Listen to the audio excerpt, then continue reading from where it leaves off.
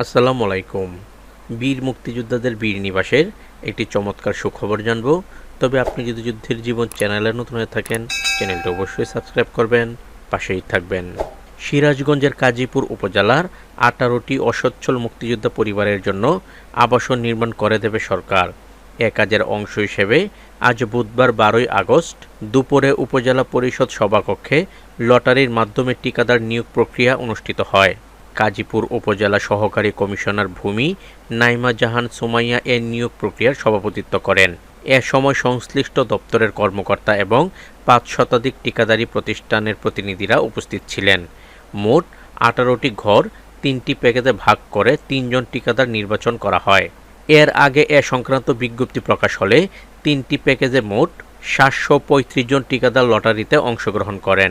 উপজেলা প্রকল্প বাস্তবায়ন কর্মকর্তা আব্দুর রাজ্জাক জানান, 2025-26 অর্থ বছরে তৃতীয় পর্যায়ে অসচ্ছল বীর মুক্তিযোদ্ধাদের জন্য আবাসন নির্মাণ প্রথম সংশোধিত প্রকল্পের আওতায় কাজীপুরে মোট 18টি ঘর নির্মাণের অনুমোদন দেয় মুক্তিযুদ্ধ বিষয়ক মন্ত্রণালয়। তা বাস্তবায়নের লক্ষ্যে 3 জন ঠিকাদার নির্বাচন করা হলো। মান ঠিক রেখে যথাসময়ে কাজ সম্পাদনের লক্ষ্যে পদক্ষেপ গ্রহণের পরিকল্পনারও কথা জানান তিনি। প্রতিটি ঘর নির্মাণের জন্য 18,33,000 টাকা বাজেট রয়েছে। একতলা বিশিষ্ট ঘরে থাকবে 2টি শোবার ঘর, 2টি টয়লেট, 1টি বসার ঘর ও 1টি রান্নাঘর। এছাড়াও থাকবে ডাইনিং স্পেস।